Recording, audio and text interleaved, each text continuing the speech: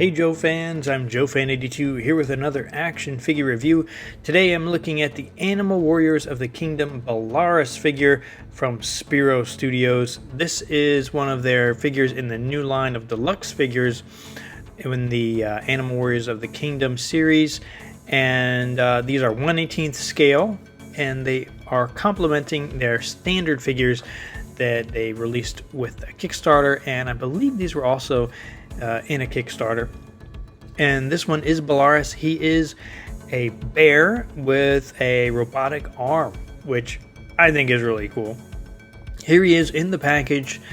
Some really nice packaging here. You've got the logo there on the top and some nice artwork with Belarus on the front, and the Spero Studios logo.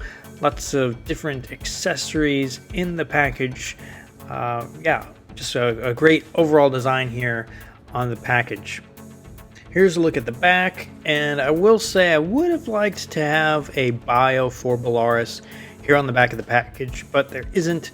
There is a little paragraph on the top. It says, Animal Warriors of the Kingdom takes place in a mysterious realm where animals have evolved in the absence of humanity. The land is filled with animals of all shapes and sizes. Some fight for good, while others side with the darkness. There is a little bio for Belarus on the website, the Spero Studios website, and it says, Belarus, son bear. This nightmarish bear wields a bionic arm and has a taste for ape flesh. He's torn between his hunger and collecting the hefty bounty set for Pale by Baron Kali. The young ape king has no idea how much danger he's really in, and Pale and Kali are the main two characters within this line. Pale is the white ape, and Kali is the sort of dark bluish guy, and I reviewed both of those figures earlier. You can find those here on the channel. I wanted to make sure I really highlight the fact that this is collector-friendly packaging that this figure comes in. You can bend up the flaps on either end, the top or the bottom, and slide out the cardboard backing, which is nice and sturdy, and take out this the back of the clamshell piece where the figure is, and take him out, and if you want, put it back in. There you go. Here is Belarus out of the package. He is looking really nice. This is a dark, very dark painted figure. If you'll see some of the preview images or the early images they released for this figure, he was in a sort of a lightish gray color, but the actual figure is a black, a pretty dark black. He does have some light gray on his chest, and some of the detail might be lost in the black. I'm not sure how much is coming through on the camera, but lots of great detail in the sculpt on this figure. Here's a look at the head. Fantastic head sculpt. I really like the detail on this, and you might notice he's got a metallic eye patch over his right eye, and lots of great detail in the fur all over this figure.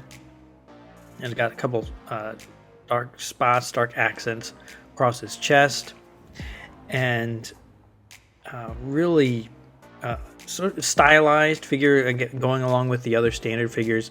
You see how his legs are quite a bit shorter than his arms, and this robotic bionic arm is really well done. I really like the sculpt on this, and it's covered in a very shiny silver paint. Not vac metal, obviously, but still really shiny, and I really like it. Really nice job on the sculpt on this hand too. Very nice detail. So really good job there. Let's look at his articulation. His head has pretty decent movement. It's on a ball joint and goes all the way around and up and down. Nice job there. His bionic arm, pretty stiff, but does get some nice motion up and down, and full 360, and single jointed elbows, and they can go all the way around. Nice, his hands on a ball joint there. His left arm, full 360, all the way up. Again, these shoulders are very tight, so So just, you want to be a little careful first time moving them around. Swivel at the bicep, and nice joint, extra joint there at the palm. Does have a cut here in the abdomen area. Not as noticeable, I guess, on a figure like this with dark paint, but allows for some greater range of motion, which does make sense, especially for an animal like this. If you bend it too far, you're going to notice a gap either in the front or the back, so just be wary of that. If you bend it too far, you might see there's a little gap in the back. Just keep him sort of stationed in the middle and you'll be fine. And his legs don't have quite the range of motion his arms do. They come straight up pretty well, but to the side not as much. Double jointed knees, and he's got a full 360 at the ankle and nice up and down to the top of the foot. He comes with this fantastic metallic hand, but you can take that off, it's on a ball joint, and replace it with this claw, which is kind of stiff to get on there, but once it's on, it is on. It's not going to fall off. Another great sculpted piece, spins around, no motion, doesn't open and close like it would on a bat, but nice sculpt and nice piece. And he does come with one more option, and again, kind of hard to get on, but it really looks nice once it's there. He's got a power saw and really nicely sculpted. I kind of wish maybe the blade was a different shade, slightly different shade than the rest, but still great sculpt and looks awesome.